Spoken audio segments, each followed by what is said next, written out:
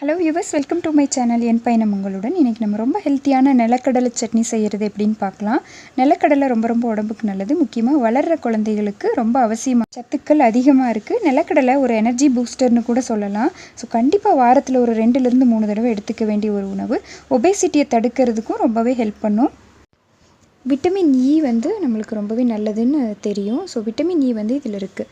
So first இந்த மாதிரி ஒரு 4 ஸ்பூன் அளவுக்கு நிலக்கடலை வறுத்துக்கலாம். ஓரளவுக்கு அந்த நிலக்கடலை வந்து சாஃப்டாக இருக்கிறது ஒரு கெட்டியாகணும்.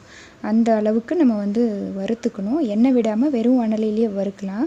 ஒரு 2-3 மினிட்ஸ் விட்டோம்னா அது அப்படியே வெடிக்க ஆரம்பிக்கும். வெடிக்க ஆரம்பிக்கிற டைமில் பார்த்திங்கன்னா வணங்கிடுச்சுன்னு அர்த்தம். ஸோ இந்த கேப்பில் மறுபடியும் வானலியில் 2 ஸ்பூன் எண்ணெய் எடுத்துகிட்டு காரத்துக்கு தகுந்த மாதிரி வரமிளகாய், நான் வந்து 2 வரமிளகாய் சேர்த்துறேன். ஒரு பெரிய வெங்காயத்தை கட் பண்ணி ஆட் பண்ணிக்கிறேன். கூடவே ஒரு 4 பல் அளவுக்கு பூண்டு தோல் உரித்து சேர்த்திக்கலாம். குட்டியாக ஒரு சின்ன துண்டு புளி, அது கூடவே ஒரு சின்ன துண்டு இஞ்சியும் தோல் உரித்து சேர்த்திக்கலாம். ஒரு சின்ன தக்காளி விதை எடுத்துகிட்டு சேர்த்திக்கலாம். ஸோ இது கூடவே நம்ம இப்போது 1 ஸ்பூன் அளவுக்கு சீரகம் சேர்த்திக்கலாம். கொஞ்சமாக உப்பு போட்டுக்கலாம்.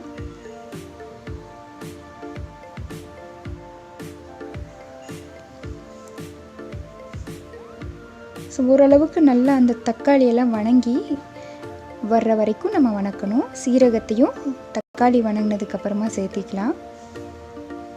ஸோ இந்த சட்னியோட ஹைலைட்டே இந்த சீரக வாசம் தான். நல்லா வணங்கட்டும்.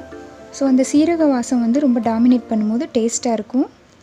இப்போது நல்லா வணங்கினதும் எடுத்து நல்லா ஆற வச்சுக்கலாம். சூடு ஆறினதும் மிக்ஸி ஜாருக்கு வந்து அதை ட்ரான்ஸ்ஃபர் பண்ணி நைஸாக அரைச்சி எடுத்துக்கலாம். ஃபஸ்ட்டு தண்ணி விட அரைச்சிட்டு அப்புறமா தான் தண்ணி விடணும். ஸோ அதை அரைகிறதுக்குள்ளே வானலியில் எண்ணெய் விட்டு எண்ணெய் நல்லா காஞ்சதும் 1 ஸ்பூன் வந்து கடுகு சேர்த்திக்கலாம். அது கூடவே தேவையான அளவுக்கு கருவேப்பிலை ப்ளஸ் வாசத்துக்காக ஒரே ஒரு வரமிளகாய்,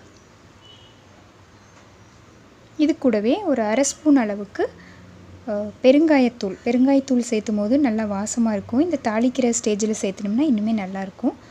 1/2 ஸ்பூன் அளவுக்கு உளுந்து, 1/2 ஸ்பூன் அளவுக்கு கடலைப்பருப்பு சேர்த்து இது எல்லாமே நல்லா பொரியட்டும். இந்த கேப்பில் சட்னியை நைஸாக அரைச்சி எடுத்துக்கலாம். ஸோ நைஸாக சட்னி வந்து அரைச்சாச்சு. ஃபஸ்ட்டு கரகரப்பாக அரைச்சி அப்புறமா தான் தண்ணி விட்டு அரைக்கணும்.